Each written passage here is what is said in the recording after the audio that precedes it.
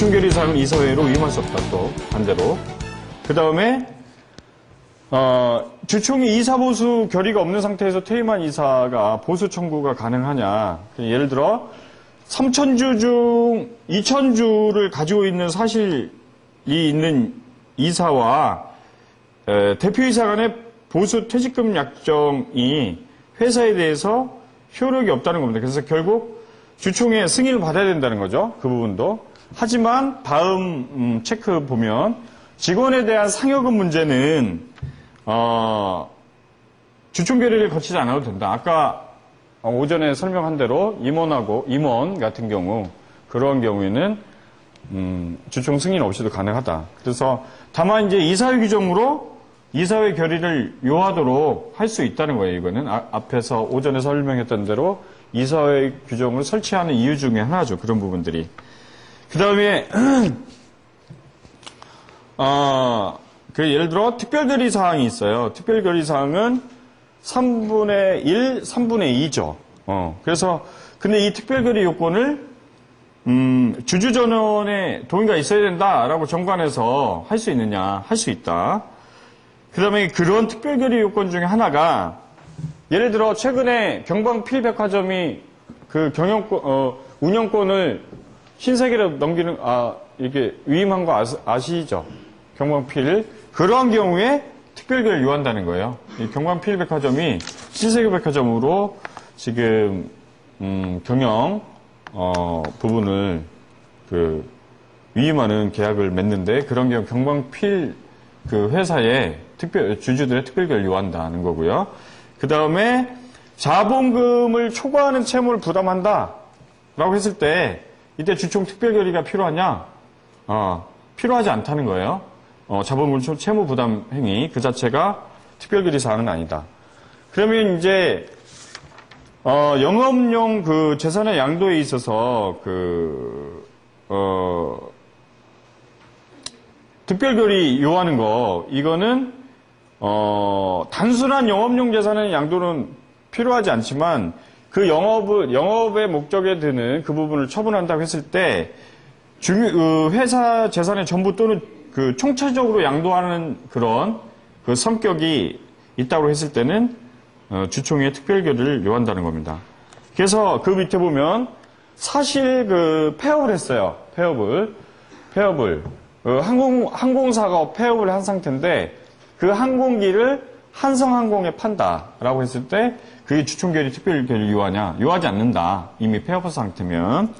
그 다음에 회사가 유일하게 갖고 있는 재산, 건물에 대해서 근저당 설정 행위가 특별결의 요하냐? 특별결의 요하지 않는다. 근데 그 밑에 보면은 매도담보 부분이 있습니다. 매도담보는 이미 처분하고 환매기간을 둬가지고 환매기간에 환매 청구를 하지 않았을 때는 소유권이 그대로 매수자한테 넘어가게 되거든요. 그래서 그 경우는 재산을 처분한 행위의 효과를 가져오기 때문에 그때는 특별결의를 요한다는 겁니다. 그 다음에 이제 특수결의인데 이 특수결의는 이사든 감사든 이런 책임 면제할 때 요건을 하거든요. 총주주의 동의를 요하는 건데 이 경우에 총주주의 동의가 주총을 해야 되냐 이거예요. 주총을. 이게 또 주총 소집을 해가지고 면제받느냐? 그렇지 않다는 겁니다.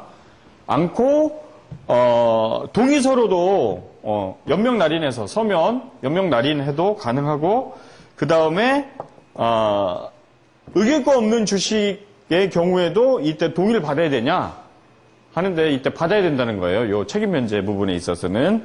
그 다음에 정관규정상의 주총 권한을 확대할 수 있냐? 예를 들어 할 수 있다는 거죠. 성질상 가능하다면. 근데 예를 들어 주주총회 소집 결정 같은 거를 주총 권한으로 할 수 있냐? 할 수 없다. 성질상 자기 이사회에서 해야 된다는 거고. 그 다음에 그 밑에 보면 정족수 미달한 결의가 있을 때는 결의 취소 사유가 된다. 이런 내용입니다. 그 다음에 이제 주총에서 보통 이사회에서 안건을 결정해가지고 주총에 상정해서 주총의 승인을 받게 되는데 그러다 보니까 주주의 권리가 침해되죠. 주주가 자기 안건을 제한하고 싶어도 하지 못하는 경우가 발생해서 주주 제한권을 두고 있습니다. 이것도 이제 최근에 신규로 둔 규정인데 3%죠. 3% 이상에 해당하는 주식을 가진 주주는 6주 전에 서면으로 주총의 이제 목적사항을 제한할 수 있어요. 이거를 의제 제한권이라고 합니다. 의제. 새로운 거. 예를 들어, 요 밑에 나오니까. 그 다음에 의제 제한권 하고, 그 다음에 어떤 회의 목적이 이미 정해져 있을 건데, 거기에 추가하는 거. 그거를 의안 제한권이라고 합니다. 예를 들어, 의안, 의제를 분분해보면, 이사 선임의 건, 이렇게 정한 거는, 요거는 의제입니다. 의제. 그 다음에 A를 뽑겠다, B를 뽑겠다, C를 뽑겠다는 거는 의안이에요. 이거는 의안. 요거는 의제, 의안. 이거 구분해서 보면은 이해가 됩니다. 그래서 그 밑에 의제 제한권 보시면은 의제를 추가로 제출할 수 있는 의제 제한권하고 밑에 보면 그 다음에 구체적 의안을 추가할 수 있는 예를 들어 의제 제한권은 주총에서 재무제표 승인은 반드시 해야 되니까 그 안건뿐만 아니라 이사, 감사, 이번에 누구, 해임하자라는 안건, 이 의제를 제한할 수 있고요. 그 다음에 의안 제한권은 가품만 지금 이사 선임 예정이 있는데, 을 후보까지도 선임하자. 이런 것이 이제 의안 제한권입니다. 의안 제한권입니다. 그래서 이 3%는 총회 종결 시까지 갖고 있어야 된다는 거고요. 그래서 상장법인 같은 경우는 보유기간까지 제한하고 있어요. 보유기간. 예를 들어 상장사 같은 경우는 3% 이게 이제 양도 매도하고 이런 부분이 굉장히 원활하게 벌어지기 때문에 그냥 이런 그 경영권 침해 목적으로 바로 사가지고 의안 제한을 할 수 있거든요. 그래서 6개월 보유기간을 두고 있어요. 그거 확인하시고 그래서 절차는 서면으로 6주 전에 이사회에 대해서 청구를 하고 이사회에 보고해가지고 이사회가 결정하는 겁니다. 그래서 예를 들어 서면으로 해야 되기 때문에 구두로 했을 때 그거를 의안으로 받아줘야 되냐? 받아줘야 될 의무는 없다는 거예요. 하지만 이제 의안으로 받아줘도 상관은 절차 위반이거나 이런 부분은 없다. 그래서 그 다음 페이지 보면은 주주 제한이 있다 하더라도 주총결의 사항이 아닌 경우라든가 법령 정관 위반되는 경우라든가 이런 경우는 거절이 가능하다는 거고요. 주주 제한이 있을 때 그 밑에 바로 26페이지 첫 페이지에 임시주총을 소집해야 되냐? 임시주총 소집까지 해야 되는 건 아니라는 거예요. 다만 임시주총 소집 청구까지 한 경우에는 이때는 임시주총을 열어가지고 주주 제한에 대해서 심의를 해야 된다는 겁니다. 그래서 최근에 북부지법 제가 판례를 조사하다 보니까 이런 서울 북부지법 2007 카합 결정 하나가 있더라고요. 그래서 주주 제한을 거부당한 주주가 예를 들어 지금까지 이제 임시주총 소집 청구하지 않고 지금 제한 자체에 대해서 의안 상정을 내 거를 해달라고 의안 상정 가처분을 신청했을 때 그걸 받아줘도 되느냐 이 부분 판단에 있어서 그러니까 이 임시주총을 소집 안 하니까 임시주총을 소집 청구를 먼저 해야 되느냐 이 문제인데 소집 청구하지 않고도 바로 이 주주 제한권 의안 상정 가처분을 신청할 수 있다. 그런 판례가 있더라고요. 그거 한번 보시고 그 다음에 주주총회 이제 소집 절차를 보도록 하겠습니다. 이 주주총회 그 소집 절차는 일단 주주를 확정하는 전 단계가 먼저 필요하죠. 주주총회에 와서 의결권을 행사할 자가 누구인지 확정을 해야 되는데 이 주식이라는 거는 주권을 발행하든 발행하지 않든 항상 시장에서 또는 일반인 거래의 대상이 되기 때문에 회사에서는 실질 주주를 확정할 수가 없어요. 그래서 그래서 먼저 주주명부 폐쇄 및 명의개서 정지 공고를 합니다. 그게 이제 주주 확정 기준일부터 2주 전에 해야 되죠. 그래서 이걸 이제 정관으로 연장 가능하다는 거고, 다만 이제 단축은 허용되지 않는다는 거예요. 왜 그러냐면 이제 일반 이해관계인을 보호하기 위해서. 그래서 그 공고는 정관상에 기재된 신문에 하고, 그 다음에 정관에 이 폐쇄 기간이 명시되어 있는 정관 있어요. 대부분 뭐 있을 터인데, 그 경우에는 이 공고 부분이 생략이 가능하다는 겁니다. 그래서 예를 들어 주주명부 폐쇄하고 기준일 제도는 이 두 가지가 제도가 서로 다른 거거든요. 폐쇄는 일정 기간 명의개설을 금지하는 거고, 기준일은 그 특정의 날에 그 주주를 확정하겠다는 제도인데, 이 제도 보통 함께 사용합니다. 일반 저희 나라 같은 경우 함께 사용한다. 그래서 뭐 폐쇄 기간이 뭐 최종 최종 종결일로부터 뭐 1개월, 2개월 뭐 이렇게, 기준일은 보통은 이제 우리가 12월 31일이 결산기 마지막 날이잖아요. 그날을 이제 기준일로 삼아가지고 폐쇄 기간을 동시에 두죠. 그리고 이제 27페이지 보면 여기 이제 이 상장사 같은 경우는 증권 발행 부분에 대해서 증권대행부에 위임을 하기 때문에 사전에 그런 부분을 협의를 하게 됩니다.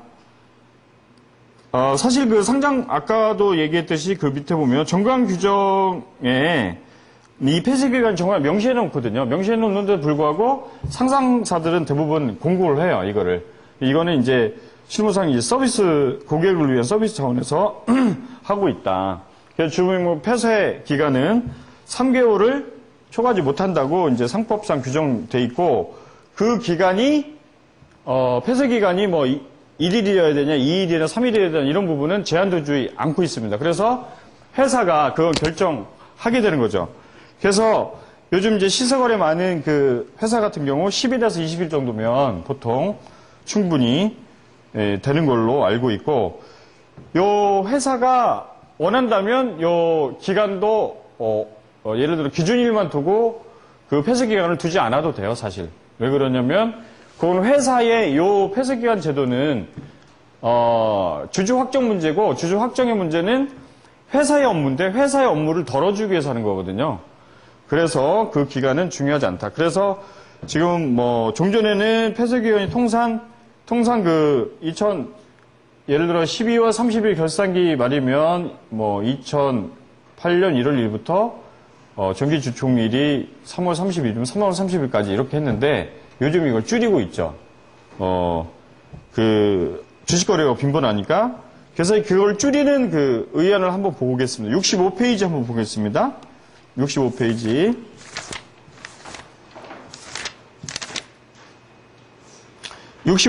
보면 정관 일부 변경의 건이라고 있죠. 그래서 주요 골자, 주식매수 선택권 부여 부분하고, 주주 명부 폐쇄기간 단축해서 1개월 단축하자 관련 규정을 개정하는 거. 그래서 이제 일반 회사에서 하는 단축 규정이 있을 때 그 부분. 그 다음에 다음 페이지 28페이지 주주 확정 및 주주 명부 작성입니다. 그래서 기준일이 설정된 거, 기준일 기준으로 해가지고 주주를 확정해가지고 그 주주에게 소집 통지를 하게 된다는 겁니다. 그래서 여기 28페이지 맨 밑에 보면 판례가 하나 있는데, 주식의 양도의 효력이 다퉈지고 있는 경우라든가, 주식 그 명의개서에 있어서의 뭐 소송이 진행 중이라든가 이게 다툼이 있을 때는 그 주주명부에 등재되어 있는 자에 대해서만 소집 통지하더라도 문제되지 않는다. 절차 위반이 되지 않는다. 그런 얘기입니다. 그래서 이제 29페이지 보면은 주주총회 소집 통지입니다. 이 소집 2주간 전에 소집권자가 주주들에게 이 사회는 서면이냐, 전자문서냐, 이런 걸 구분하지 않는데, 주총은 반드시 서면이나 전자문서로, 하고 있다. 그리고 2주 전에, 발송이라고 돼 있어요. 그래서 도달이 아닙니다. 그러니까 주주가 받는 타임은 더 2주 이내에 받겠죠. 뭐, 며칠 안에. 그래서 발송이다. 그래서 주주총회일, 예를 들어 2006년 3월 9일이면 발송일은, 일주일 전이니까, 2주 전이니까 22일이 되고, 뭐, 2006년 9월 15일이면 2006년 8월 31일이다. 이 2주간 전이라는 거는 그 사이 14일을 얘기한다는 겁니다. 근데 이 주입 소집 통지를, 개별 통지를 생략하는 경우, 개별적으로 보내는 걸 생략할 수 있고, 그 다음에 소집 통지하는 자체를 또, 생략할 수 있습니다. 그래서 개별 통지 생략은, 예를 들어, 주주가, 상장사 같은 경우는 주주가 굉장히 많잖아요. 그러다 보니까 주식 총수의 100분의 1 이하의 주식을 소유한 주주에게 소집 통지를 2개 이상의 일간신문에 뭐 각 2회씩 그 공고하는 거 있었을 때 개별 통지에 가름할 수 있고, 그 다음에 소집 통지도 생략할 수 있는 부분이 있어요. 그래서 소집 통지의 생략은 3년간, 예를 들어 소집 통지가 도달되지 않았다고 보는 주주에 대해서는 생략할 수 있다. 그리고 의결권이 없는 주주 있잖아요. 어차피 의결권 없는 주주에 대해서도 소집 통지 생략해도 무방하다는 게 이제 일반적인 견해입니다. 그 다음에 29페이지 맨 밑에 보면 서면 투표를 인정하는 경우에 소집 통지서에 의결권의 행사에 필요한 서면하고 참고 자료를 첨부해야 된다. 여기 이제 참고 자료 같은 경우도 이거 누락했을 때는 상장사 같은 경우는 절차 위반으로서 결의 취소 소송의 대상이 될 수 있습니다. 그래서 보통 뭐 참고 서류에는 일반적인 뭐 임원에 관련된 뭐 예전에 경력이라든 이런 부분 다 들어가게 되죠. 그런 부분. 그 다음에 또 이제 질문 사항이 또 많았던 거는요. 주주총을 소집하고 철회하고 뭐 변경하고 그런 부분. 주총을 철회하는 거, 그다음에 안건을 철회하는 거, 그다음에 수정하는 거 이런 부분이었는데 주총 소집 통지하고 소집 자체를 철회할 수 있겠죠. 근데 그것이 언제 철회할 수 있는데 만약에 철회해서 별도의 날짜로 변경한다고 했을 때는 그 회일의 2주간 전이라는 그 요건은 맞춰줘야 된다는 거고요. 그 다음에 안건의 철회가 가능하냐, 총회 당일날 소집 통지 시에 기재한 의안에 대해서 철회할 수 있냐는 건데 원칙적으로 불가능하다는 해석을 하는데 보통결의 요건을 한 경우에 보통결의 요건을 해가지고 그 총회 당일날 철회도 가능하다고 해석하는 견해도 있습니다. 그 다음에 주총 의안이 공고되었던 안건이 주총에서 이거를 제외하거나 수정할 수 있냐? 이거는 그 안건 자체가 동일성 있는 범위 내에서 수정할 수 있다. 이게 사안을 가지고 얘기해야 되는데 아무튼 명확하게 안 떠올 수 있는 부분인데 안건의 동일성이 해하지 않는 범위에서 수정할 수 있다. 그 다음에 우리가 이제 무슨 회의하게 되면 뭐 긴급동의 있습니다 또는 긴급 발의 있습니다 하면서 안건을 제안하는 경우가 있잖아요.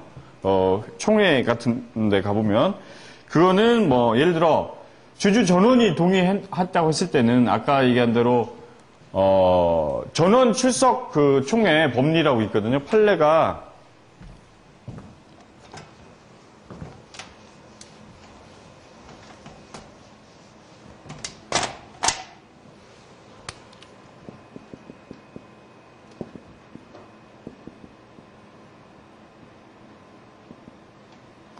그 주주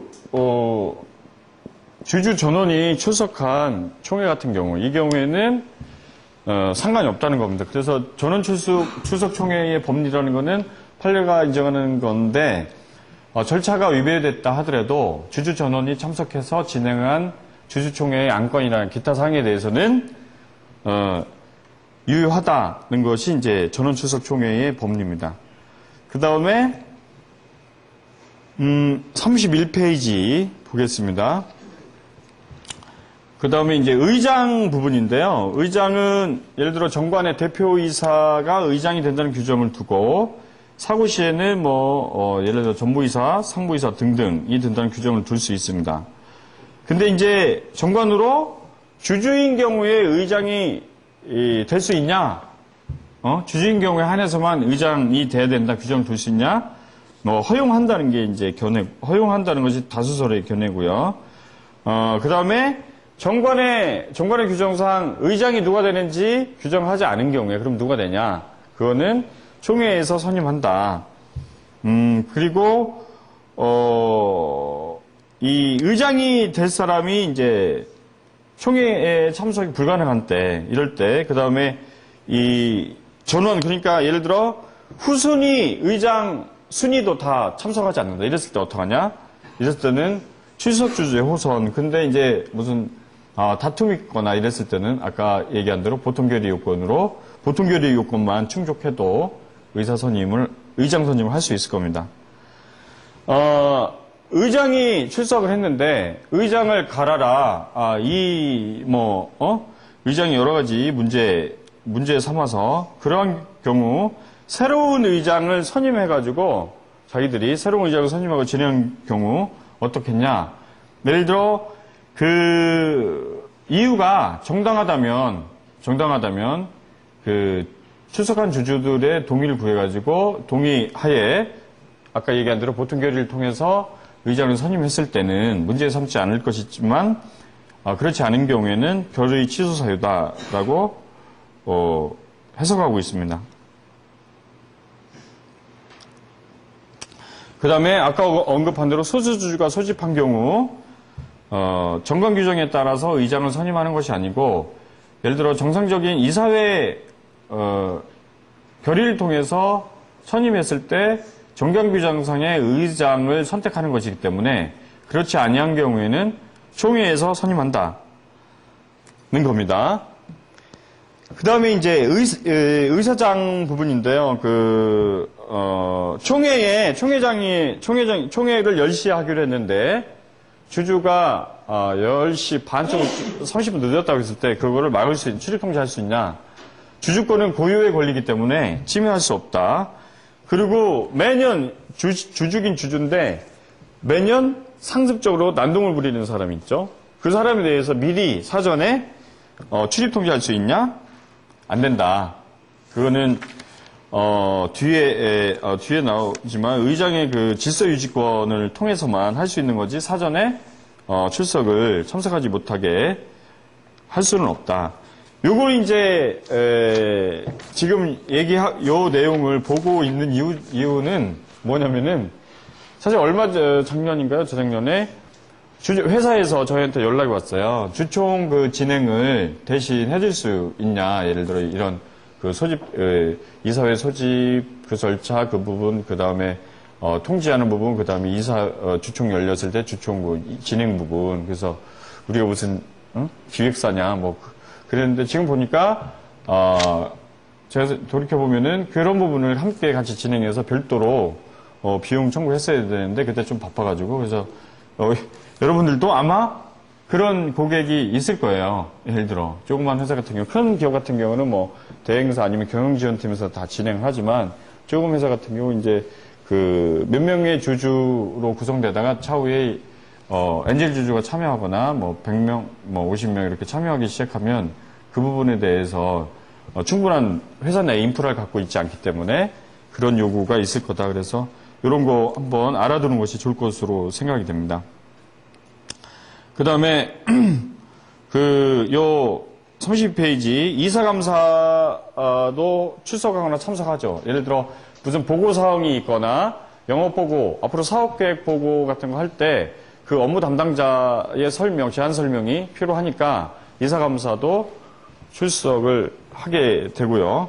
그 다음에 33페이지 위에 보면 공증인 참석 현장 공증, 우리가 이제 공증을 할 때 그 주주가 많은 관계로 우리가 주총 끝나고 일반 상장사나 이런 경우에 그 현장 공증을 하지 않으면 도저히 주총 의사록을 공증받을 수가 없어요, 사실. 근데